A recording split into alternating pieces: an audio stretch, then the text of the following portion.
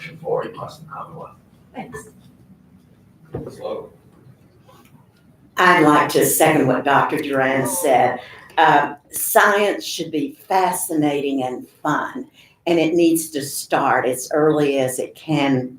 And in response to your question, Dr. Paxton, having lived within this community since I went to Rice University as a physics major, I have long thought that the silos that we have in education, and this is through the university where it gets even worse, differentiating, particularly in science versus engineering, is so completely artificial.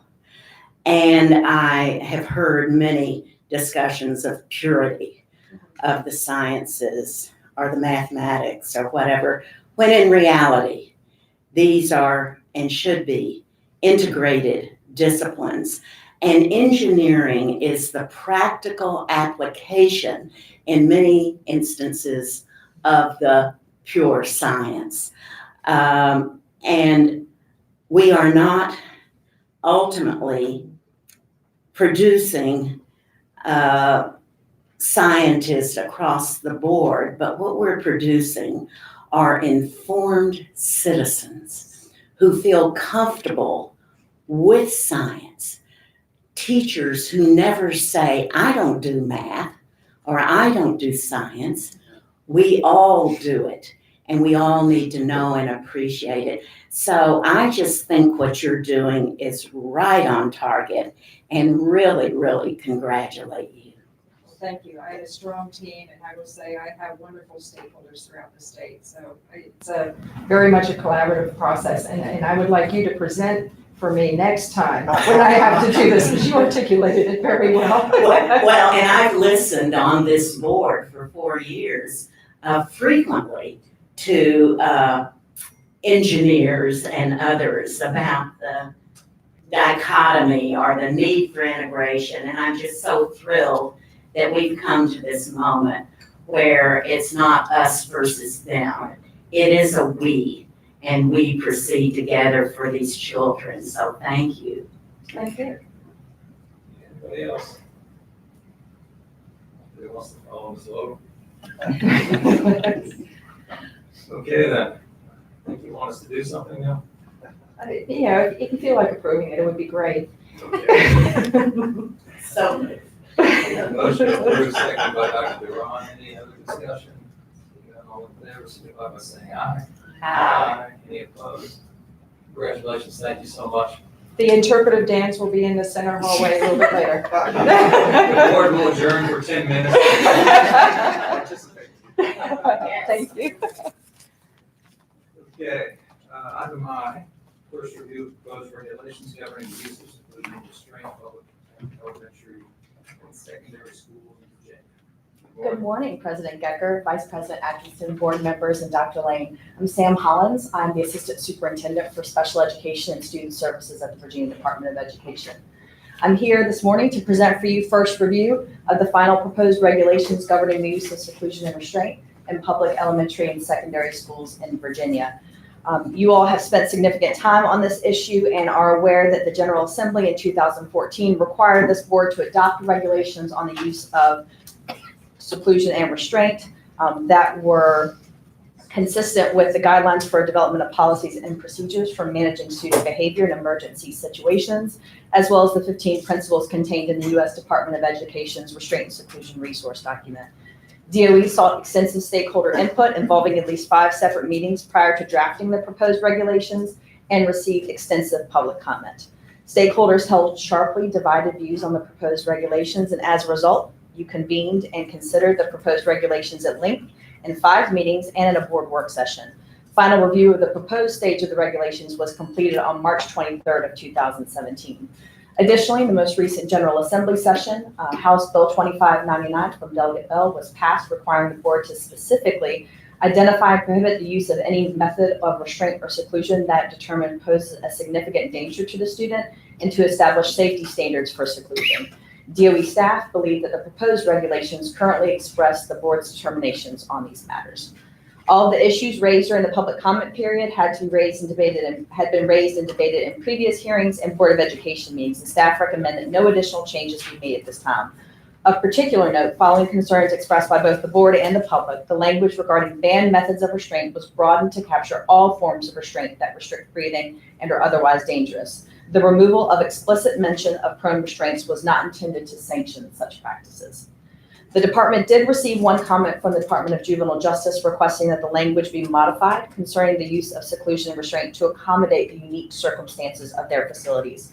We have made the changes requested by the Department of Juvenile Justice and have expanded those changes to students receiving instruction in facilities operated by the Virginia Department of Health and Behavioral Services. Those changes are highlighted in yellow in your document, and otherwise no further changes have been made to the proposed regulations since March 2017. The proposed regulations align with the board's 2018-2023 comprehensive plan priority for providing high-quality, effective learning environments for all students. The Superintendent of Public Instruction recommends that the board receive the proposed regulations governing the use of seclusion and restraint in public elementary and secondary schools in Virginia, final stage, for first review. Any discussion? Thank you. Any discussion of the board on this? This may be minor, but particularly the first comment highlighted in yellow on, I believe it's page 8, maybe missing a verb. Okay. We are correct. We have identified a couple of minor changes that will be updated for final review, and happy to provide information on those to you guys. Appreciate that. Emily and I covered that this morning. Thank you, Emily. Any other comments? Okay, it is received for first review. Thank you so much. Thank you. Okay, item J, first review of an amendment to Virginia's Consolidated State Plan under the Every Student Succeeds Act of 2015. Amendment 3.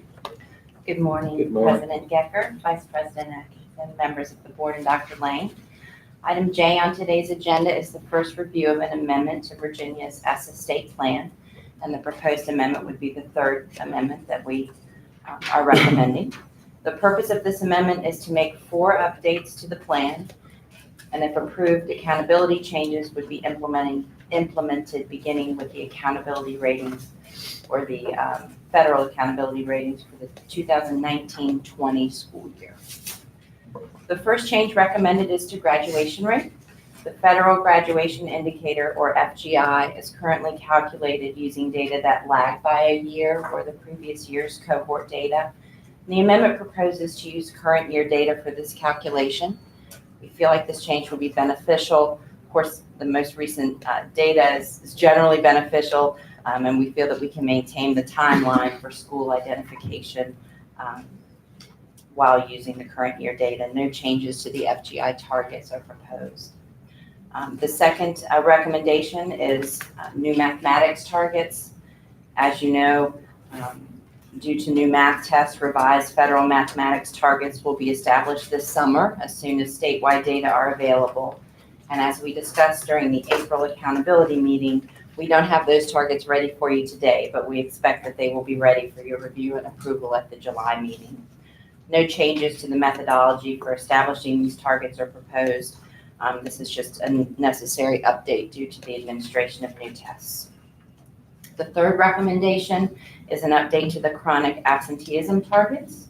The federal chronic absenteeism targets were calculated using the average rate of chronic absenteeism in each student group as the baseline, and 10% or less of students chronically absent as the long-term goal.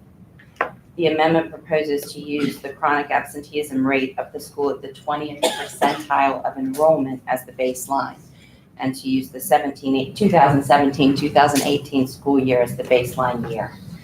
And this methodology is aligned with the methodology used to determine the other federal targets. The proposed revised targets are provided in your agenda item.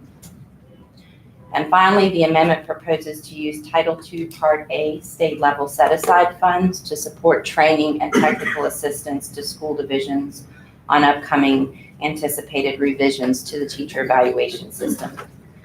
This use of funds is proposed as an addition to the initiatives that are currently supported with Title II, Part A. Public comment on the proposed changes was announced via superintendent's memo and will be accepted through July 26th. To date, we have not received any comments. Superintendent of Public Instruction recommends the Board of Education receive for first review the amendment to Virginia's Consolidated State Plan. Okay, is there any questions here? Dr. Gill? Just a little bit more understanding, clarification on the chronic absenteeism change. What I think, what I captured you saying, what I'm reading is it does align with the methodology that we use for other federal targets, but are there any other implications other than trying to align that will impact what this target is for schools? Yes, I think it will help us in actually, frankly, not over-identifying that subgroup as a subgroup, an area of concern. As we talked at the April Accountability Committee meeting, when we use the average rate as the baseline, our year one target, we had 1,300 schools that had one or more student groups that didn't meet the target. And that was really, it was quite frankly unanticipated. And we think that this sort of reset will more closely align the targets with where we feel like they should be. Thank you. Anybody else? One quick question. I think you said a comment to July 26th. Yes. The write-up we have suggests that you're going to be coming back on July 25th for further action. Is that? It's true. It'd be awkward to do it before the comment period is done. It would. Okay. Does that timing present problems? Because we do not meet, I don't think, in August. Right, I do not think it will. We did provide the option in the SUPE's memo to accept it through that Friday, the 26th. We could certainly look at if we receive anything subsequent of notifying you. Well, I guess what I'm asking is, does it have to come back in July or can it wait till September? I think it should come back in July, because we do need approval from the U.S. Department of Education on the accountability changes in order to implement them.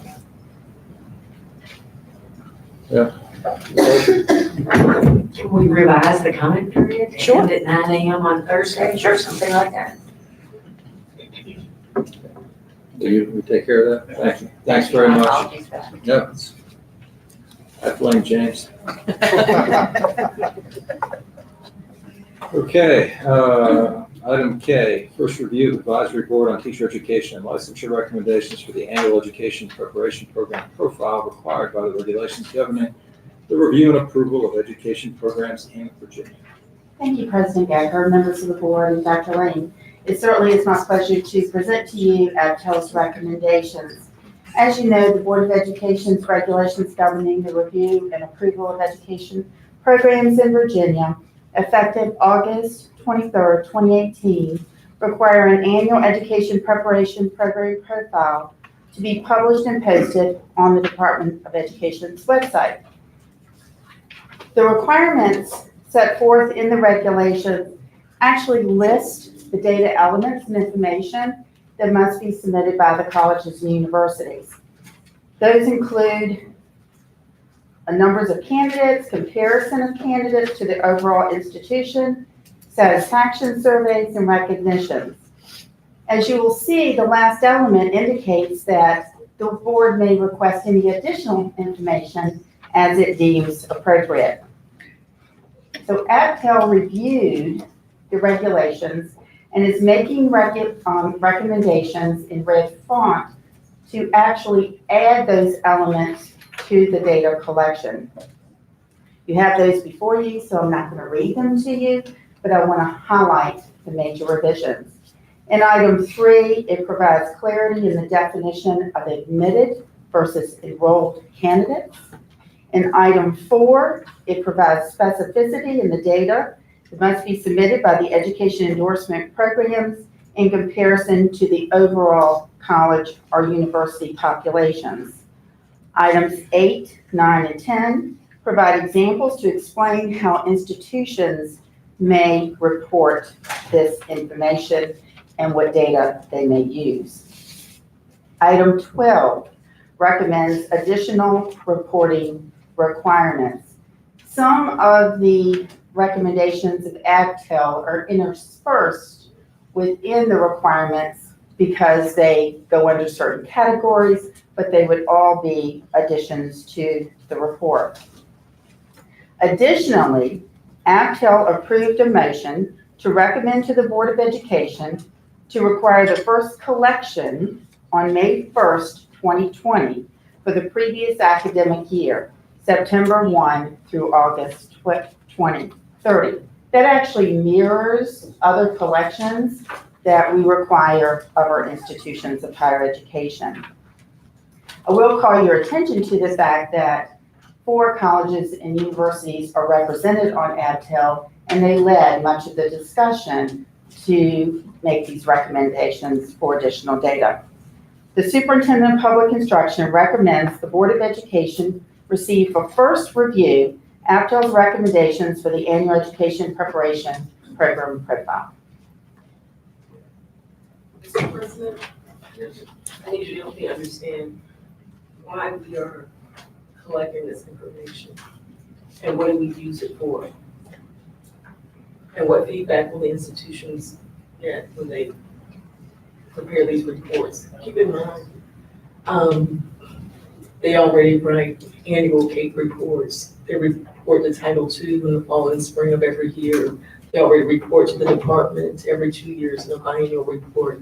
Much of this information is in that reporting, so can you help us understand that? Yeah, I'll have to refer to that in regulations for I can't, you may have a little more to say. For many years, we've received inquiries about where data can be obtained from our colleges and universities. Even though there is a Title II report posted, that is not the Department of Education's posting, and there's really no one central place where these data can be obtained. And we have profiles of schools, and we just don't have a profile of institutions of higher education. And AgTel and the board at the time, and this discussion went back to probably 2013, there was a strong push that we should have a central place where this information could be obtained from individuals who are interested in attending those colleges and universities, as well as the general public. The other thing that I'll add, Dr. Wallace, is, and I won't name any specific advocacy organization, but some of the advocacy organizations around teacher quality rate states based on whether this information is transparently provided on their websites. Is there a way to get the information? It's just repetitive. How can we use the information that's already reported so that you all can use it to put on the BOE website? I'm just trying to think of a process that's more streamlined and not redundant for the institutions. Because, faculty are teaching, we're training the students, and just, the manpower to gather all this information, it is a challenge, so. We've already engaged in conversations about having an electronic submission of these data. Information that we already have, such as program approval, biannual reporting can be self-populated. So we will actually populate that for you, so you will not have to report that again. But some of these data we do not actually have at this point. So those would need to be submitted by the college and university. I'm also thinking about our K-12 partners. So for CAPE, we ask them about our completers 3 years out, and so now it's just more and more and more. And so the data are going to be difficult to get. And then all of us live in some of us live in the same area or region, right? So we're tapping on those same school divisions where we place our students. So we're going to have to manage this, Can I respond to that?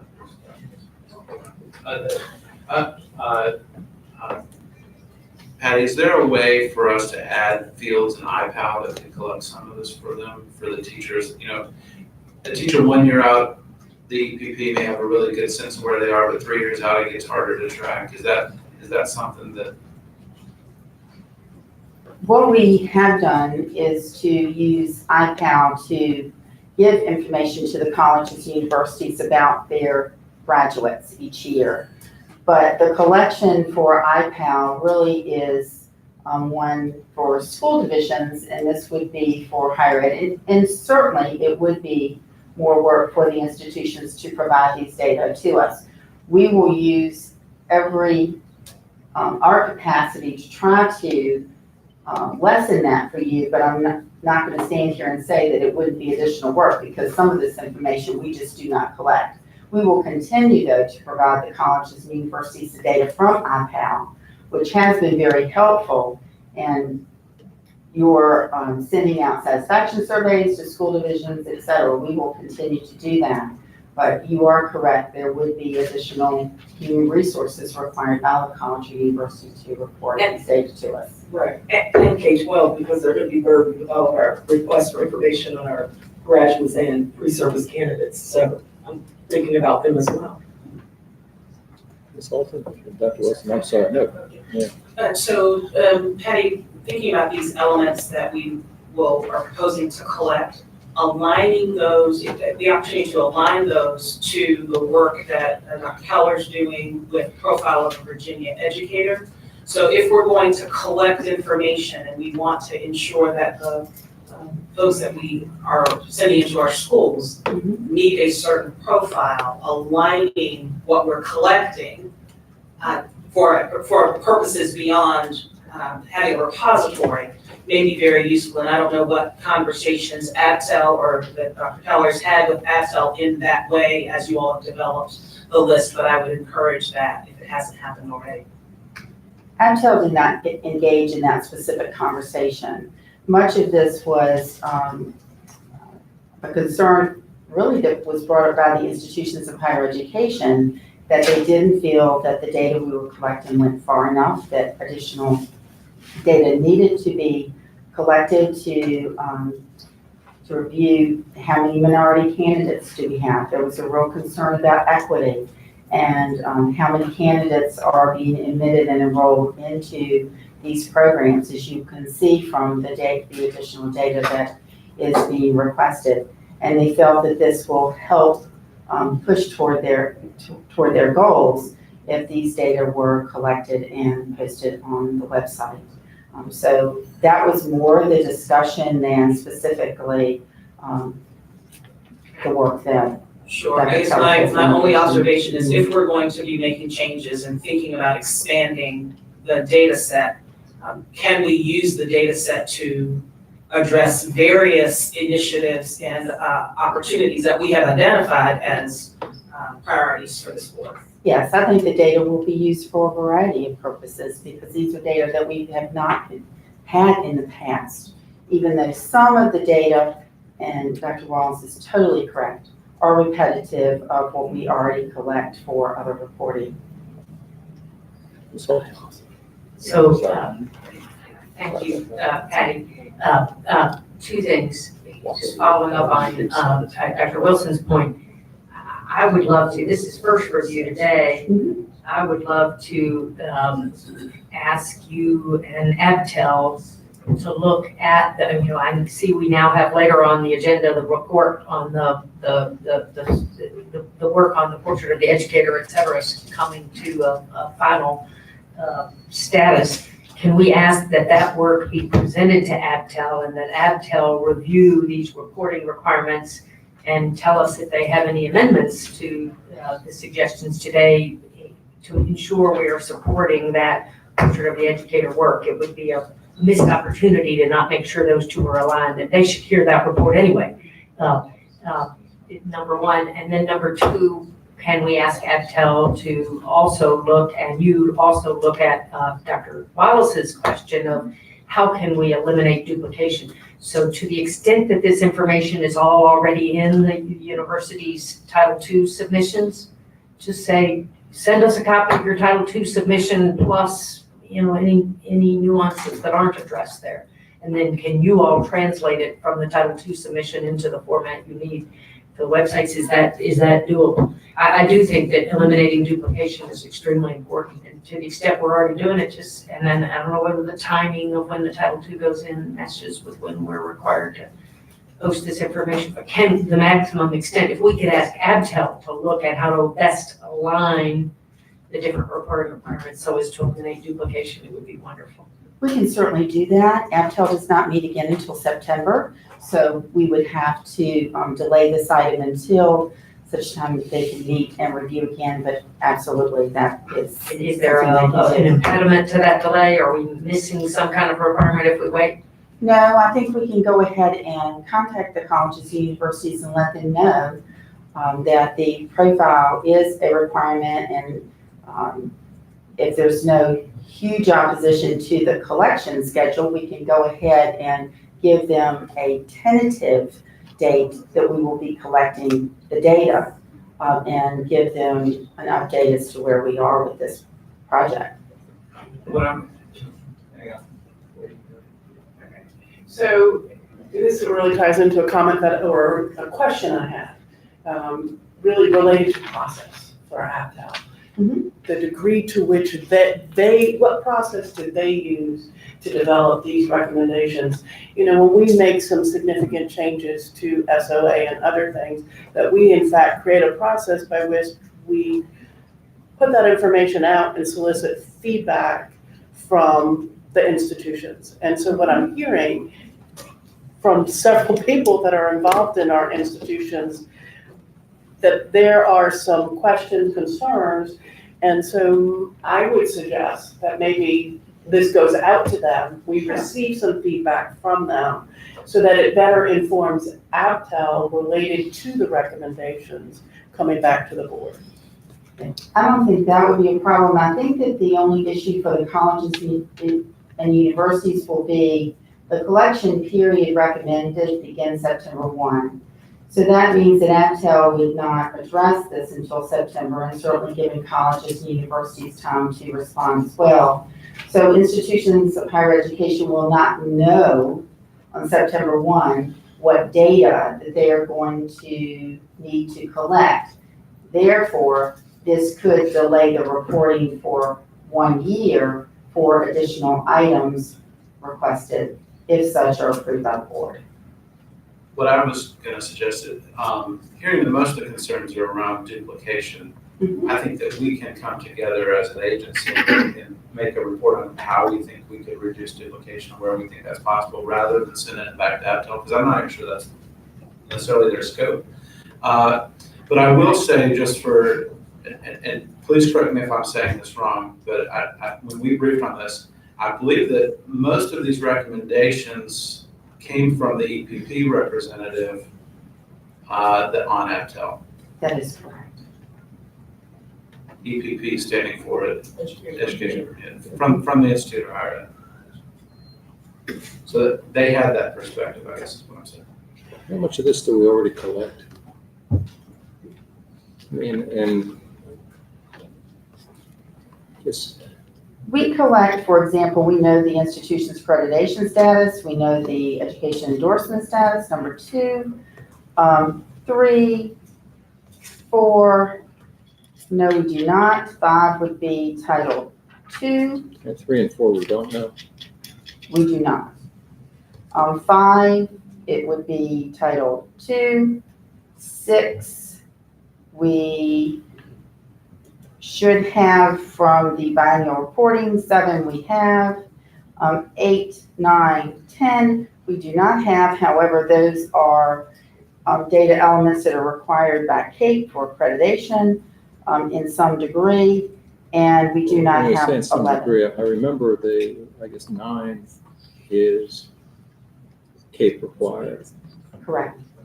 I do not remember that 10 is CAPE required, but I'm honestly not an expert on the CAPE standards, but I just don't recall that one being in there. Well, satisfaction of graduates is a requirement for CAPE. But we can look at these and come back to and outline those. But you can see that there are some items that we do not currently collect. And in terms of, honestly, I sort of wonder even why CAPE requires things like the item 10. I sort of understand item 9, although I think the burden is high, and we've talked about that before. But And I think what we have to what is 10 remember, used for in the real world? pardon me? What is item 10, for example, actually used for in the real world? What decisions get made, or what course of action gets changed because we know that number, or that it's not even a number? I mean, there's no methodology, as I recall, for how you have to figure this out. Should be used for program improvement. So if graduates of the programs are not performing well, That's Yeah. 9, but 10 is, I thought, I read 10 differently. It's the ratings of the kids who've gone through the programs themselves. 9, as I said, I understand 9 and what that could be used for. I'm not sure I understand 10 and what improvement that has. Well, what we typically, I can't speak for Kate, first of all, but what we typically think about is if a teacher's morale is high through the first 5 years of their career, then they're more likely to stay. And so I would say that 10 is intending to get at some sense of where their morale is and whether there is any correlation with their morale and the preparation that they had to get there. And I guess, is that meaningful enough? That I would ask the EPPs, but because ultimately they would be the ones making programmatic changes based on the feedback. and the only thing I'll call your attention to is that the list 1 through 12, that list is already in your regulations. Yes, no, I get So it. that's already a requirement by the regulations that were approved by the board. So those are going to be required until such time as the board makes some regulatory change. Right, and I guess what I'm really asking is it time to look at relieving some of the data burden if the data is not being used for any useful purpose? I mean, I understand the requirement is now, but I just, I'm struggling with why all of this is important for us to collect. And as we said, we have a lot of it. I mean, does anybody ever look at it and change course because of it? Or is it just sitting in a repository somewhere? I think only if the data were really bad uniquely for one university. If they had a very low indicator and that was out of the norm. But But that, I don't know that that's happening. I mean, isn't that in part though what we rely on CAPE for? I mean, so why are we duplicating, if that's why are we duplicating or adding to or supplementing, however you want to phrase it, what CAPE is doing? I thought that was the whole purpose of moving this But we weren't outside paid BOE. when this went through. Yeah, I know that. No, that's right. Now, what I'm saying is now, Yeah, as we're we have looking through a different changed lens, the way we exactly. have done this, is it time to think about we no longer need to do this because we've essentially outsourced accreditation?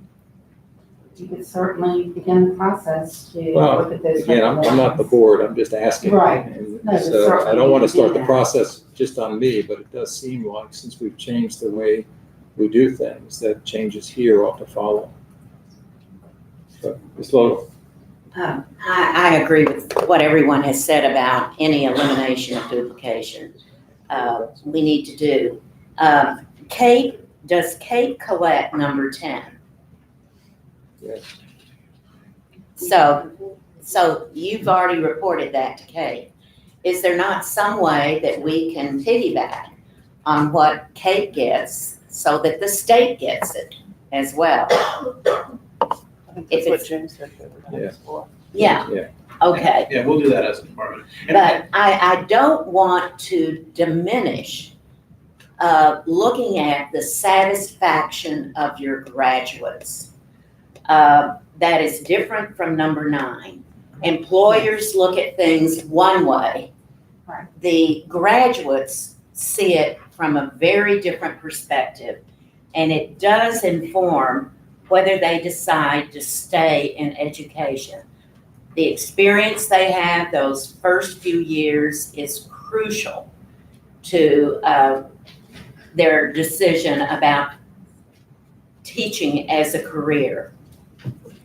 And can inform the institution that they graduated from in terms of areas where they felt they were unprepared or areas where they felt they were prepared beautifully, so that that institution can really use the data in a positive way. So I think 10 is important, but if we're already getting 10, let's not duplicate it and take some of the paperwork away from our universities. Okay, anybody else? Dr. Pexton. So after hearing all this discussion, I guess it brings me back to your initial presentation as far as intent. And I apologize if I should understand this. What was the original intent of this committee in better defining each one of a subsection of each one of these, if most of all the data was already being collected, if I don't know if it was determined whether it was or was not being used to inform. What was the original intent of better defining these if we're finding out that it's going to be duplicative and we're finding out it may or may not be used? Well, I can't speak for Adtel, but I think the original dating back, way back, was pre-K, and it wasn't as duplicative as it is now. So that's kind of to Dan's point, is I think that, if we go back and open the regulations, we're thinking 2 years. So we have to do something now, because it'll take us 2 years, theoretically, to make the change. But I think the EPP representative that made a lot of changes put the response format in there to make sure the responses were short, not to overburden folks, knowing that a lot of it could be copied and pasted.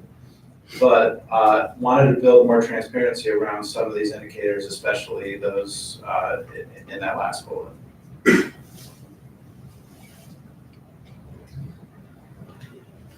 Ms. Atkinson, sure. And then just one last comment, because technically, even though we've outsourced accreditation to K, the responsibility for the approval of our preparation programs does rest with the board. And so we do have a responsibility in that context, that general responsibility. So the identification of the data in a single place for people to go to, I think, is a benefit. The question is, how do we get it there? And I also think that I've had this conversation with Francisco on other topics. Though we have no control over how we're rated by some third party, they do use our website to make those ratings. And should we eliminate some of these indicators, we're likely to be rated as a low quality state, even though it's duplicative. And even though we actually have it somewhere else. But if we can base it on, if we can lessen the burdens. I think that's what they tried to do by limiting the response. Okay, so now actually I pulled up the CAPE standards because I really did not remember it as the satisfaction of completers, but I see they actually define that differently than it reads. It's, the provider demonstrates using measures that will result in valid and reliable data that program completers perceive their preparation as relevant to the responsibilities they confront on the job, and that the preparation was effective. So it's a little bit different than you would think of as, happiness in the career as much. Right, right. Yeah. It's more than I'm with you. morale. Preparation program. Yeah. And this element was actually added to the regulations prior to those standards. Yeah, that makes sense. So I guess we have accepted this for first review.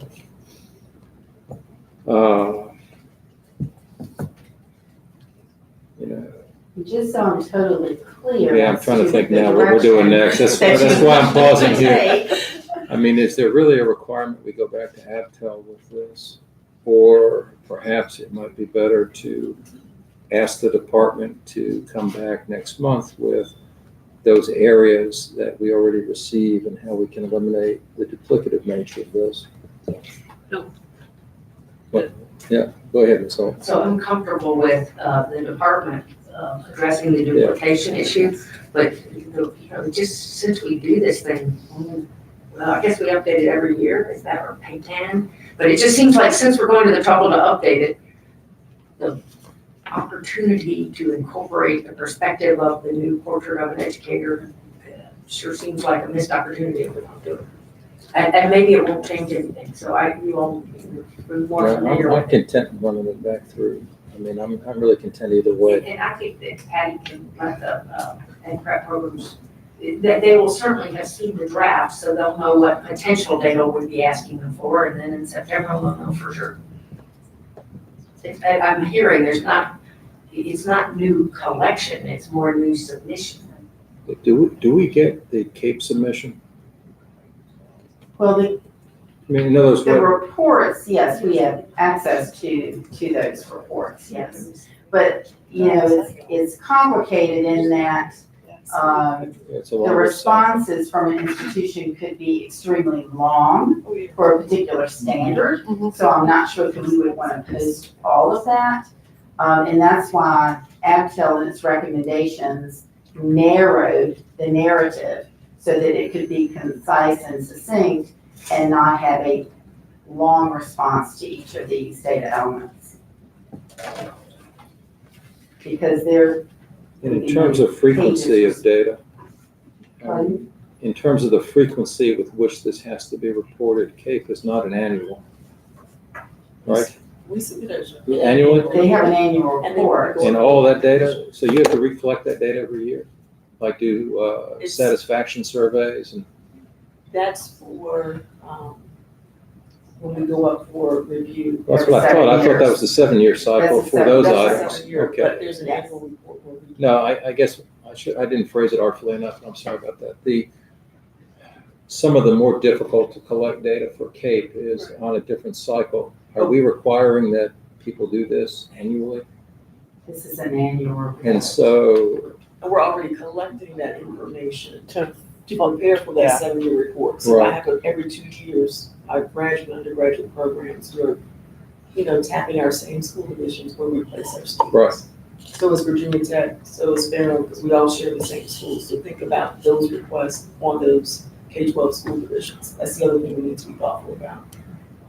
And even though it's an annual report, it certainly could be reflective of the last surveys that were conducted, not necessarily meaning that they have to do the collection of that information annually, but the report is supposed to be posted annually.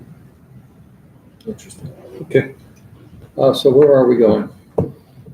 Back to Aptel? No. Mr.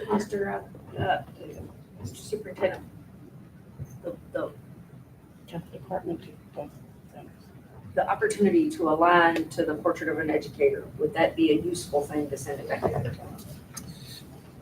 Well, one of the things I'll say about the profile of an educator and the profile of an education leader, which is why we did it as a report rather than as a presentation, is we kind of view those documents as live and that we're moving from a single trajectory to now a parallel trajectory where the profile is at a place where we have enough information to start the teacher evaluation system so that we can stay on track. But with William & Mary, the ASCD, the Pedagogy Project, and then George Mason, we want to continue to evolve the profile. And so it's a little bit different than the profile of a graduate where we're going to ask you at a moment to say yes. And so knowing that that's still evolving, I think we have enough. But I think that in the context that we may open the regs, and that's part of what we're going to discuss along with duplication, I'll discuss with the board president over the next couple weeks as we head into the next time. I think that you have numerous bites at the apple, and I think we have opportunities to do that. And so I think that, yes, it would make sense. I don't know that it needs to happen now as we're developing that work. And certainly the way the regulations are written, the board at any time can add to it because of the caveat of item 12, this other data as the board wishes to add, so. Well, I would be comfortable deferring to the superintendent if he thinks he can adequately address the duplication issues internally and bring it back for next review in July, right? Without going back to Abtel, and then, but I would encourage you and staff to absolutely keep Aptel in the loop and get their feedback on the ongoing, as you say, evolving ongoing conversation of culture and education. I will say I need to do a little better analysis on my own of what is duplicative, so I want to make commitments, but we'll at least commit to bringing a report on what we think is possible. Right, and you can come back in July or September. My suggestion, Mr. President, we invite him to come back in July or September as he, Yeah, I think we said July. but in other words, he can do it either way depending on. Yeah. Excellent, thank you. Just to the comment you made about giving some flexibility to the universities, that while they will have to report every year, the data that they report can be reflective of whatever period of time they requested feedback. So if it wasn't for, that actual calendar year, but maybe they had run a survey for the past 2 years or the year prior 2 years, or what have you. Did I hear you correctly that they will at least have that flexibility to not have to go do a specific data run for that count, every calendar year if it's outside the schedule of what CAPE or other Title II requirements are? I think what we need to do is look at exactly what the colleges and universities have and what they can provide and the dates from which they can submit it. My point was that if colleges and universities are collecting certain data every other year, that it may be possible to report the most recent data. Now, they would all have to be in alignment with that. It's not, somebody could go 3 years, someone could go 4, but then that could be stipulated in the collection. But the report, based upon the regulation, the annual profile is to be posted annually. So are you suggesting that you might take that back to Adtel, because that would then need to modify your language here that says require first collection May 1st, 2020 for the previous academic year, September 1 through August 30. That's very prescriptive. I think if we can look at the duplication issues internally at the Department of Education, engage the colleges and universities, and those individuals on Aptel who primarily led this discussion, as well as Aptel as a whole, the board then could make a decision as to what you wanted to collect. I don't think that has to go back to Aptel. Aptel is just making a recommendation to the Board of Education. So we have a somewhat charted path for next month. I think so. Take it from there. Thank you. Thank you very much. Exactly. Item L, first review of advisory board on teacher education and licensure recommendations to approve undergraduate education endorsement programs at Virginia colleges and universities. I'm very pleased to present this item to you. This is an exciting time for Virginia. First, I do want to extend special thanks to staff in the Office of Teacher Education. The two professional staff members we have, Tara McDaniel, who's Director of Teacher Education. She's here today. Many of you have not met Tara. Tara, would you stand so they can see who you are? She's been with the department for some years, but she is new in this role. And this was one of her major first initiatives, and she did a yeoman's job. Also, John L. Torbert, who is a specialist in teacher education, and this project certainly was a team effort, and the reviews of programs involved many content specialists across the agency. And our staff and I certainly thank our colleagues in the Departments of Special Education and Learning, Offices of Early Childhood, Student Assessment, Career and Technical Education, Special Education, and School Quality. This took many people to make this happen under the leadership of Ms. McDaniel.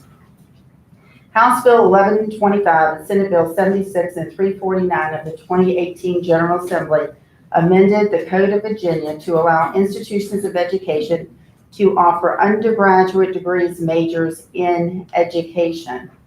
In the late 1980s, the Board of Education required colleges and universities to restructure their programs, and individuals preparing to be teachers at the undergraduate level must have completed majors in the arts and sciences.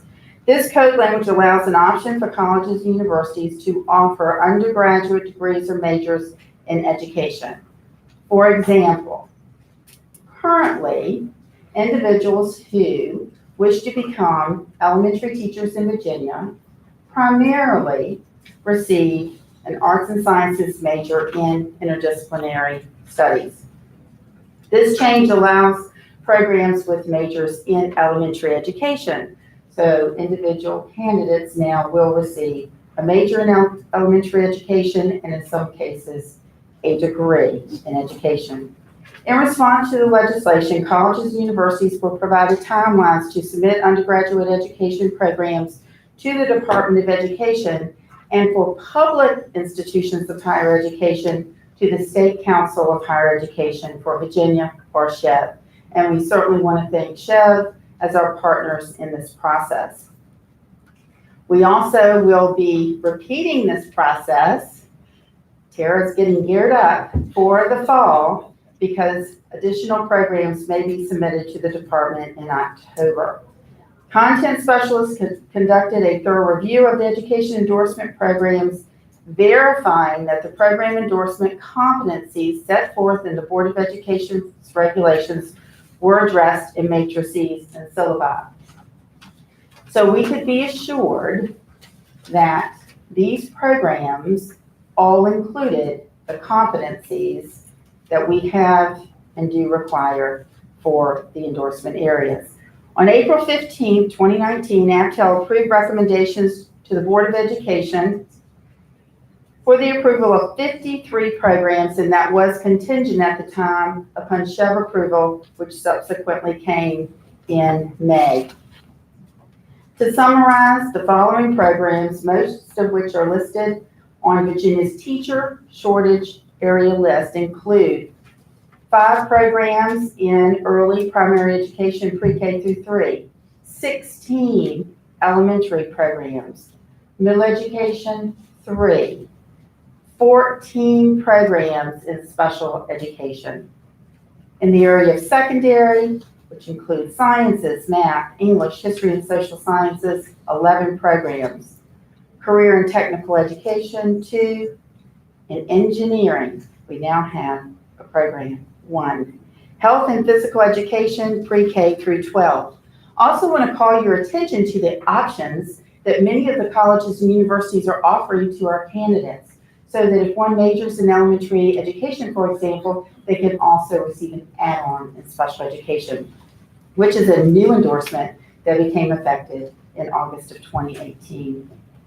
So the Superintendent of Public Instruction recommends that the Board of Education waive first review and approve APTEL's recommendations to approve the undergraduate education programs presented. And I believe that President Gecker is going to do that in 2 separate motions. Do you have that? Okay. So I raised this last evening, and I'm gonna find it now, so I'm back up, and I'm coming back down. Under the timelines, and I appreciate that we need to waive first review this year, because we want to give the opportunity for these programs to get up and running This fall. this one.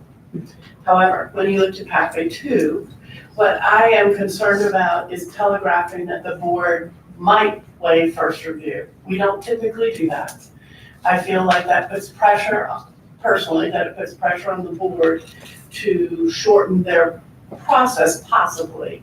And so my request would be that we remove that in the second program availability, because I think the board's practice is to see something on first review and then do final review. We at our own movement will waive something. As I said, I absolutely understand for this current year, because we do in fact want these universities to be able to offer these programs to our students as soon as possible.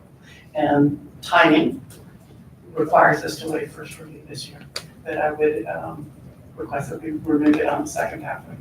And we will send a notice to all the colleges and universities and make that clear, that they should not be expecting approval on first review. Thank you. Anybody else? Well, like I say, I still have concerns about this. I understand the legislative mandate and sad.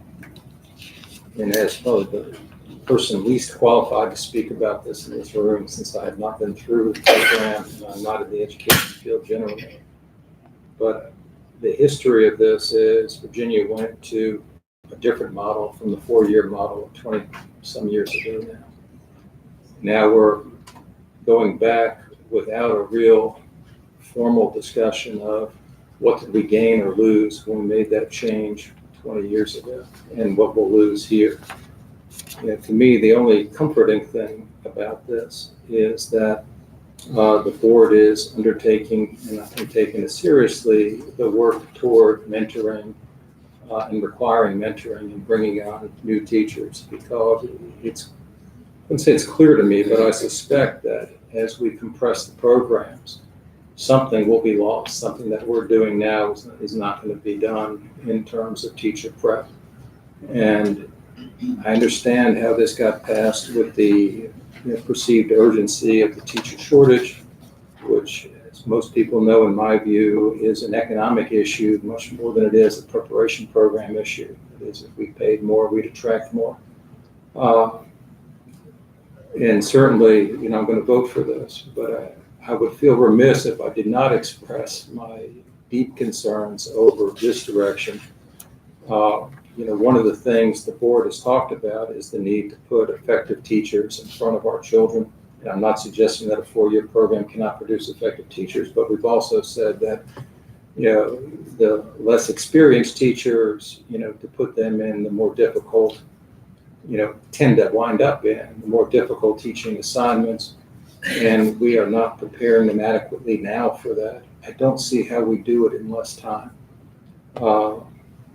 But as I said, I understand where this is coming from. I wish there had been a little bit more discussion of, and we started going down this path before the legislation, why we went from 4 to 5 years essentially, and now why we're, what gets lost as we come back to 4 years. But, I don't want to belabor it since this die is cast and there's just no point, but I would, as I said, just be remiss if I didn't express some hesitancy to the direction we're going. And I know that, the professional educators, including, Dr. Lane, believe that this is, a direction we ought to have. It's not quite as clear to me. That's it. I was just going to respond to that. Currently, even before these programs were approved, we I had have the many. ability, yeah. Pardon? Yeah, go ahead. I was just going to say, we have many undergraduate programs now preparing teachers. The primary difference will be in the major itself. And many of the colleges and universities have expressed that they're very excited because they feel that they will be their students so that they can follow them through their preparation instead of these students being arts and sciences majors at the undergraduate level and having a concentration in education, and they're not considered their students.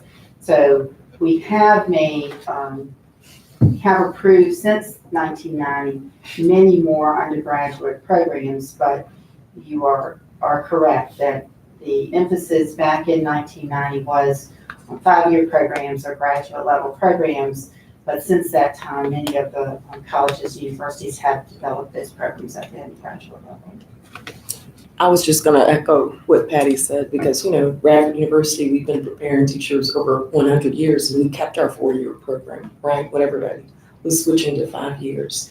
Related to your comment about inexperienced teachers, I think about the provisionally licensed teachers, those folks who are only required to take one course and we give them that temporary license. I don't want to conflate those teachers and their lack of preparation with our 4-year kids, because our 4-year students are well prepared. So I just wanted to make that point. Sure, of course. Tell me again why I'm wrong. Just one of the things I want to highlight. So that when we went to the 5-year, some of the concerns were with content knowledge. And so what we have put in place since then is our practice. So that we do have the ability to ascertain, even on the four-year programs, that the students have the content knowledge. And so I think we have some measures in place that give us a better sense. And I think we can produce well-prepared, content knowledge-based individuals to go into the classroom in a four-year mechanism. Dr. Duran? Just a question, I'm looking to the list, and are there any of these that are connecting or adding on with the ESOL endorsement, or anyone that is written or suggested that that's gonna be a focus in there? No, not with these programs I know there are several specifically. others, but I was just wondering if these new ones. Because ESL is a standalone endorsement, it's not an add-on, Oh, excellent. such as the special ed endorsement that you see that many individuals are adding to their program at the option of the student, if the student wants to pursue it. Just to remind you that we also have an ESL assessment. Many individuals are taking the ESL assessment to add ESL to their existing license. The other thing that I see more through applications as a former superintendent is that there are a few universities, Radford is actually one of them, where you can minor in ESL and catch the courses, and then you get both certifications at Dr. Special Watson. ed, but not ESL. Yeah, well, there are a couple of universities that are doing that with ESL. That is true, yes. Elementary and ESL tend to be paired together, a couple of them. I was wondering. We if are these- seeing that, yes. At some of the institutions, they are preparing them at ESL, and many of those students are taking the test as well. Some that may not take all of the courses, but have experience, and so that is true. We are seeing ESL being added to individuals who have endorsements in the other areas, and we do see it a lot in elementary education, sometimes in foreign languages as well. Okay, I guess that's it, although I would respond to some of the comments that, there's a natural worry, I think, when you see economics driving policy decisions. I view this as an economic driver as opposed to a thoughtful discussion of outcomes. And everything else we've been trying to do on this board has been outcome driven as opposed to economics driven. With that having been said, we're going to do this in two motions just to accommodate, a recusal. So the first be like somebody to move to waive first review and approve Aptel's recommendations to approve the undergraduate education programs at George Mason University. So moved. Thank you. Is there a second? Second. All those in favor signify by saying aye. Aye. Any opposed? And the recusal? I recuse. I refuse. Okay. And the second motion, I'd appreciate somebody making is to waive first review and approve Aptel's recommendations to approve the undergraduate education preparation programs at all other institutions of higher education. Obviously, yeah. Thank you. And second is Lodel. All those in favor signify by saying aye. Aye. Any opposed? And nobody recusing there. Good. Okay, thank you. Thank you We very much. move on to the reports. Item M, report on the profiles to support the work of Profile of a Virginia Graduate.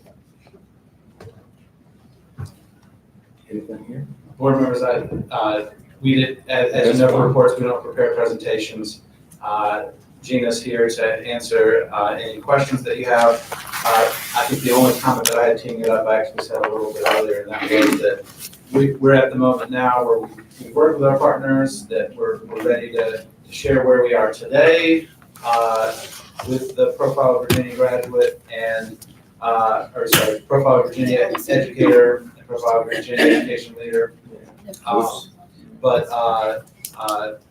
We see these as alive documents and will continue to evolve, but this is the moment that will now allow us to move forward on thinking how we may select our next process to update teacher evaluation.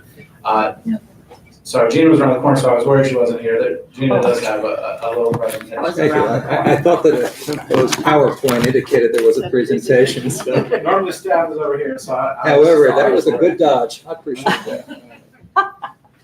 I didn't know I needed to be in the choir section, sorry. That is known as the superintendent's interpretive dance. That was a I would say he's pretty savvy. He did a good job. Yeah, he's good at that. So thank you for the opportunity, and I'll wait till you get the handouts. The beautiful folders came from Lori McCullough at VASCD. We're gonna buy some of those. Where's Lori? Those are nice. Those are nice. And yes, please, would you like to? Thank you. And what you'll find in the folders is really more meat of the work. The PowerPoint has always given you an overview, and I will not, while I'll go through the PowerPoint, I certainly won't read that to you. You've seen it on numerous occasions, and it's just really the update. But the information that you would want to dive into as the weeks and months and years come is really in those folders. So the work in the nice, pretty folders, that's from BASCD, that's the pedagogy project, beautifully done. I don't mean even just visually, but just such depth to that work.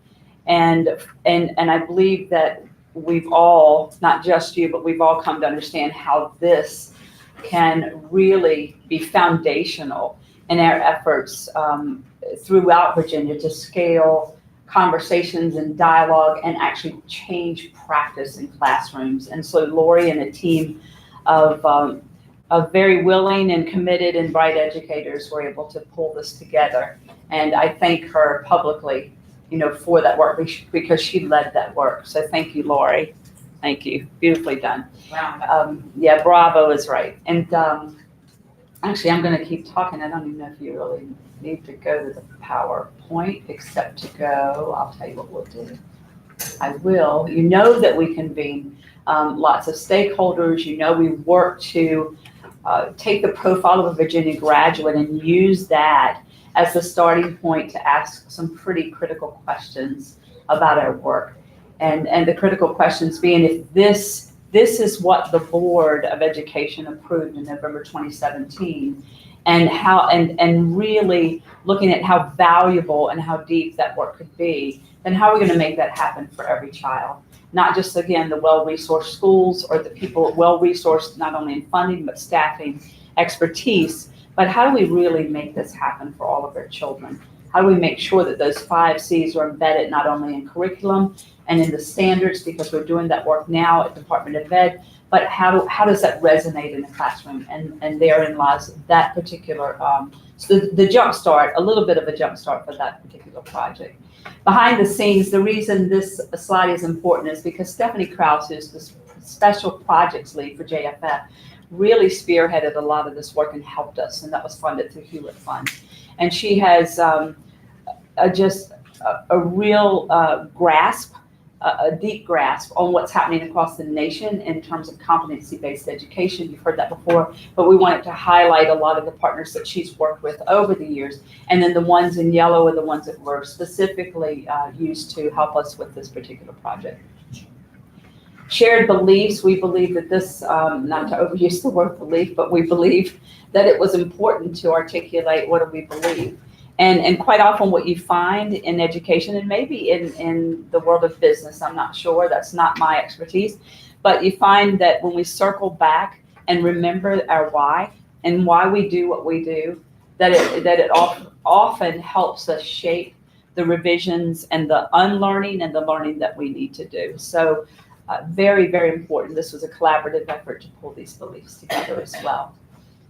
Field-generated profiles, you see those. I won't go over that because you're very familiar that VASCD led the profile of the pedagogy project, which we termed the Profile of Virginia Classroom, but that still can be developed, and Dr. Lane has said that very well. Profile Virginia Ed Leader, certainly spearheaded from William and Mary, and they have, this is a great example of the impact through this work, certainly prior to this work, but with the passing of the profile of a Virginia graduate, and then through this work, generate quite an interest and really a total overhaul of their master's program in administration. And they've rewritten that and are ready to push that out even in satellite programs across Virginia. So that conversation is alive and well. So it's nice to be able to share those things because you see the value of this kind of collaborative work across Virginia, with educational organizations and stakeholders and our classroom practitioners who have an energy and I would say a depth of commitment and excitement just stemming from the ability to be a bit more innovative and to think differently about their work and to recognize the diversity in the classrooms that we face. So Profile Virginia Classroom, this shows you these slides. Again, I won't read all these, but just shows you those guiding questions. How do we start? And then what happened with that work. This slide is only an overview of what you see in the folder from Lori. And I know that she's not on the agenda, but if you have super specific questions, I will call a friend, and she's right there. And I call her quite often, actually. We have lots of good conversations about this work. But this captures the essence of how this pedagogy project fits into a profile of a classroom. Same with the Profile Virginia Educator. George Mason University captured the essence of their work, and you'll see in the manila folder their report. And we'll make sure that you get this electronically too. I'm sure I've sent it all to Emily so that you can look at this. One of the things too, I don't know if Patty's still here. She walked out, but Patty and I spent about an hour or so working with George Mason University once they proposed this profile and made sure that the language, we had some questions, but made sure that the language in their work linked well to the work that Patty would undertake, not by herself, but when we look at the education, the teacher evaluation processes to make sure that, for example, the knowledge, the skills, preparation and supports, that all linked and was supported by the standards, and it clearly was. What was also nice to see is at the bottom you see educator dispositions, and they talked about the ability for our teachers to have these type of dispositions and attributes in order to lead well, because they're still leaders. And if you notice in the graphic, there is the piece that's highlighted, that's leadership, that no matter what position or title, you're leading the work. And what does that look like? In the report, it dives even deeper as to how this plays out in terms of an educator's work. Ed Leader from William and Mary, real similar. We didn't ask them to try to create one particular graphic or some kind of icon. That can be done in the future. But right now, because this work is really dynamic, and it's exciting that it's dynamic and that there right now is not a tendency to just close it and shut it down and say this is it. But with George Mason University, their conversations already now are about, okay, how can we take this and shape the work that we're doing even in policy? You know, what are the implications for professional learning opportunities? They're interested in our work at the state level with the evaluation processes. DEA is really interested in that work, and certainly we'd be part of that, but interested in making sure that these aspirational attributes and dispositions and these skill sets resonate through the professional learning opportunities, but also those processes of evaluation. In terms of next steps, again, VASCD, William and Mary, George Mason University will continue to stay very connected. Stephanie is probably more connected with me at the Department of Ed than anyone, because I work closely when the Hewlett funding stream came through JFF and really started as the project for performance assessment work. That really was an on-ramp to this work. So our job was to make that connection, to start connecting it and not seeing any of this as separate initiatives or things that are scattered. At the bottom, you'll see that we would want the board to see this work as valuable, that we see it as informing professional learning opportunities, not only with DOE, but partner organizations. Back in April, we convened partners here, and the key guiding question for that group, and they had some homework too when they left, and so we're going to circle back soon to see if they've done their homework, but their guiding question for that day, the essential question for that day is, what do you do? What is your mission as an organization?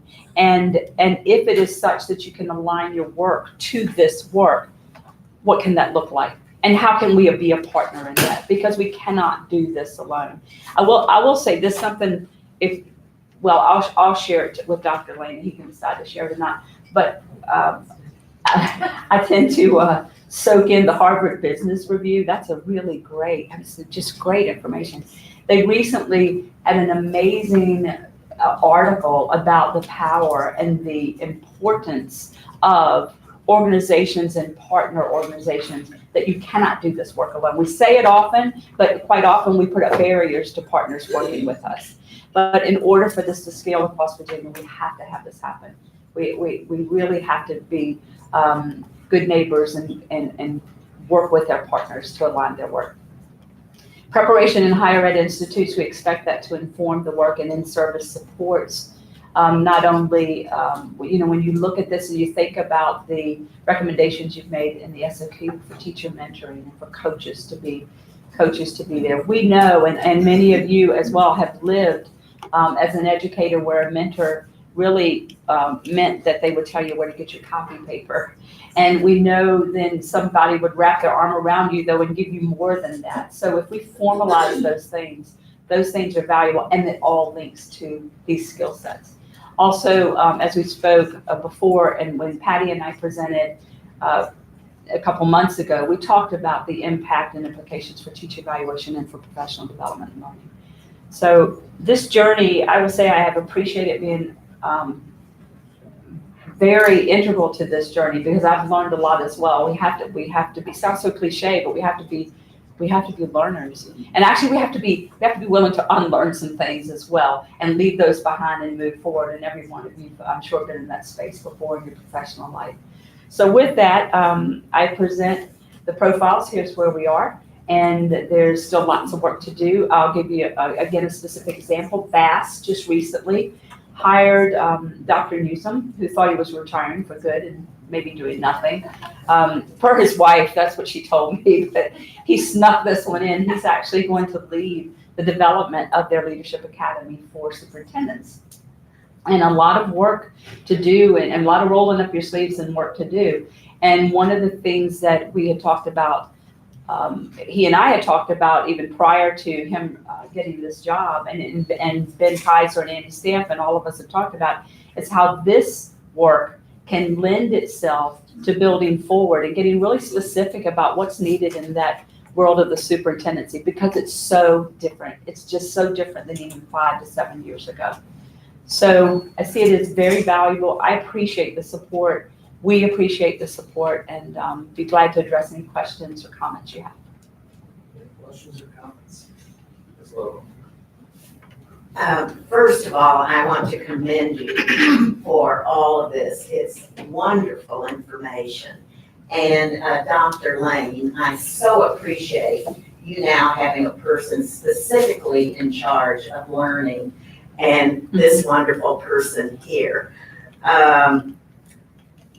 I've never been a superintendent, but just in reaction to your last comment, I have worked for many, and just like principals make an enormous difference to the teachers that they hire, to the teachers that they support and nurture, superintendents do a similar job in that area. And I always say, if you're, the chief of the military, those principals are your generals out there in the field carrying out what needs to happen. And I've worked for superintendents who met regularly, at least monthly, with all of their principals and talked to them about the Board of Ed and everything else. I've also worked for superintendents who never met with the principals. And you can imagine which ones were effective and which ones were not, and which ones were respected and which ones were not.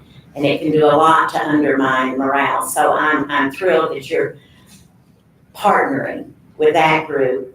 And as a person who has sat here for 4 years and observed the crowd out there, and there are many wonderful familiar faces that I've gotten to know, through this process. Laurie McCullough has stood out to me as a person who, without failure, when she comes forward to testify, brings enormous depth and information. And this is beautiful, Laurie, and I look forward to delving into it. I'm particularly amused and supportive of the one that says, in redefining teacher and student roles, productive struggle. That is what a lot of education is made up of.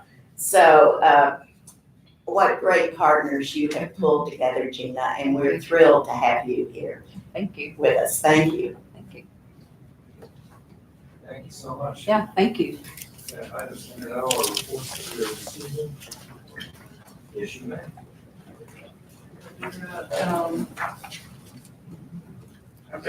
Okay, so it's the report that is a recommendation from our advisory board. Did I get it? And there are some there's significant recommendations in there. And I know that we've also, at the same time, this morning, approved a NORA for opening our regs related to the gifted.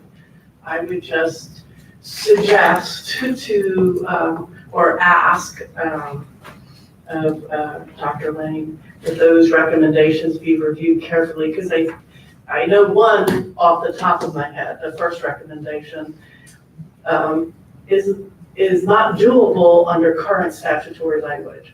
And so just so that I don't want folks out in the field to assume that the recommendations coming forward are going to necessarily end up in that set of regulations. And so I just wanted to ask that staff review those in light of, I know we're a long way in the process, but I just wanted to caution folks that there may be some things there that, views and dreams. I think this produces a lot of vision forward. But I think it has a lot of work ahead of it. May I suggest that I know that Donna Poland is here, and that are we planning to give this some attention?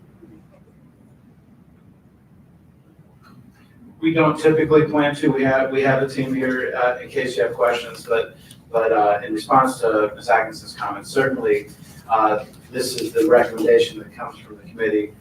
We'll take those and overlay our policy, regulatory and legal requirements, and then staff will meet, primarily led by Donna, to make final recommendations. But absolutely, we will consider these carefully and make sure that we understand the parameters around what we're allowed to do and what's possible, affordable, and would likely be supported.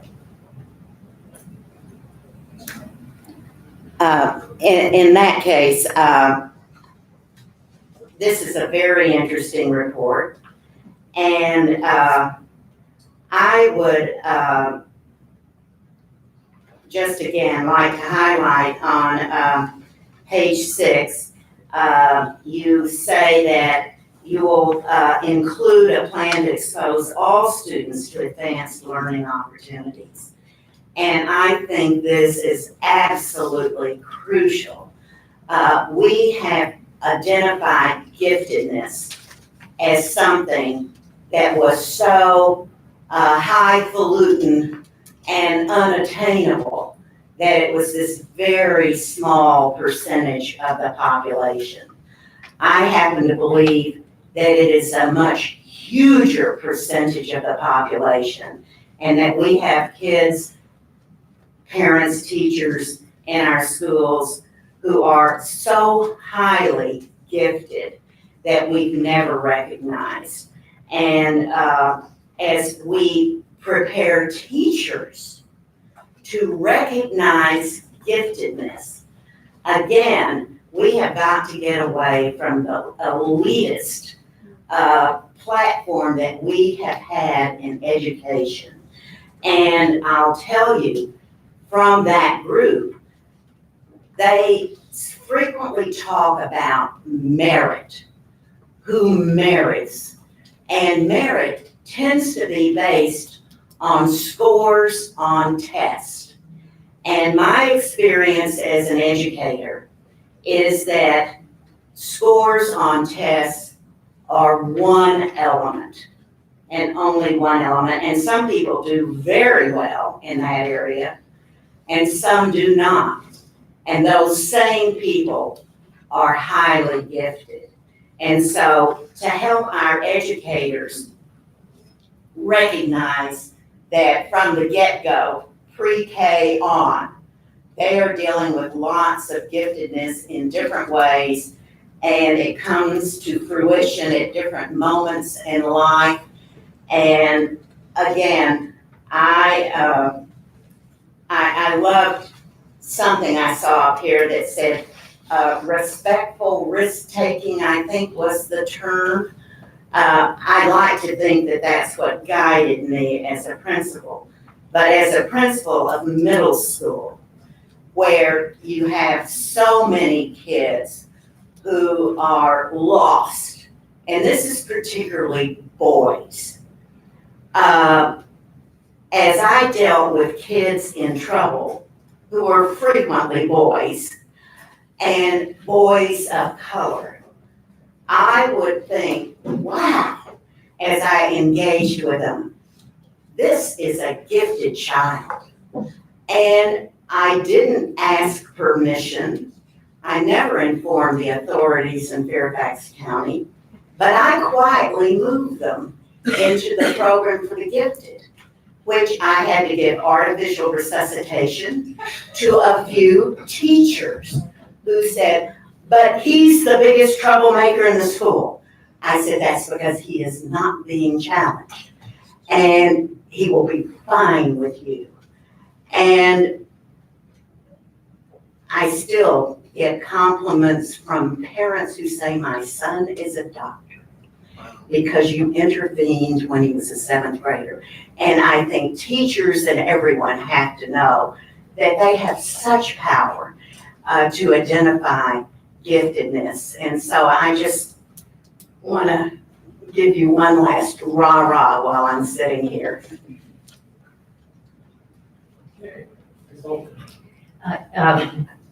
I just want to follow up on Monica's Atkinson comment. These recommendations I see don't address something we have talked about and that I assume Mr. Superintendent will be part of the NORA discussion, and that is that I'm clear that our current governor schools, a number of our current, our governor schools currently are not rising to the performance I think they should be rising to on admitting students from economically disadvantaged backgrounds. And that I hope very much that we are looking to use our regulatory power to help influence that in any way we can as part of our equity mission. So am I right that that's part of the scope of this NORA review? And if so, I want to make sure the public knows that because we're eager for everybody's input to help us get it right. Yes, it can be part of the scope, and I think when we talk to the governor schools, one of the issues that they face is they're not building a gifted pipeline earlier, so when the kids get to high school, the pool isn't there. And so I think that part of the thinking, and Donna can speak to this in way more detail, but part of the thinking is that if we fix the equity issues early, then you're more likely to have entrance into the program. So I think we're addressing it, but with the long-term permanent solution rather than a short-term solution. But also thank you guys for your work on this. If there's anything you want to say, please don't hesitate. I think that's great to address a long-term pipeline. I also think we can and should ask our governor schools to do more immediate, that they have more opportunity to help influence good outcomes on this as well, and we ought to be calling on them. Amen. You're on. Just real quickly, I want to reiterate everything Ms. Little said so well. But on that same section where it talks about procedures for talent development in primary grades K through 2, obviously that's foundational and critical, but I also want to hope that we will not just be talking about a plan to expose students to advanced learning opportunities simply in K2, because there are a lot of missed opportunities that I have seen in elementary grades and early middle school grades. So I hope that we will also find a way to maybe enhance that to say, obviously, we want to make sure everyone is doing that and putting a plan in place. But I think it's very critical to go beyond just second grade. I know of many, many, many students who third, fourth, fifth, sixth, and Ms. Little talked about someone in seventh grade. So I want to make sure that that's not misunderstood. I don't think that was the intention at all by this recommendation, but I do know that when others read this, they might not be reading into that. It may be more literal to that point of just making sure it's K2, and it really should be truly what the second bullet of A says, all students. I just want to make sure that we focus on that as best we can. All right. Thank you. Discussion of current issues. Anybody have anything they want to discuss? Just have a comment, Mr. Ecker. I promise this will be fast. The board just saw the review of the new exemplary schools model. I just want to take a moment to congratulate all the exemplary schools. We put out the last VIP awards just last month. This is your new model, and so really this is the correct congratulations to the board, because this has been a long time coming to think about how we differently recognize our schools. And the point I was going to share is that the board can look forward to potential press releases today on this and the undergraduate teaching programs in the media within the next 24 hours. Okay. That all being said, we're going to take a 10-minute break. Then come back and go into executive session. Most people want to see it. Okay. It's scattered from.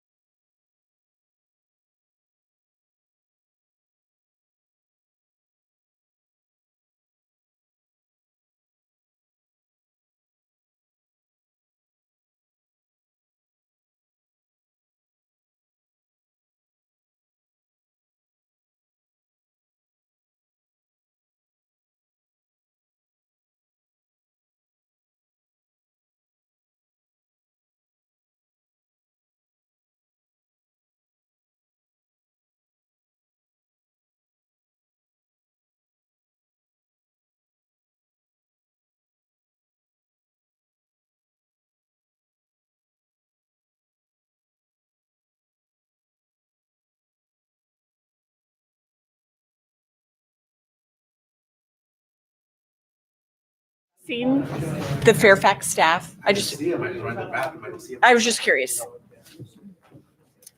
They're supposed to be here by 11. Yeah.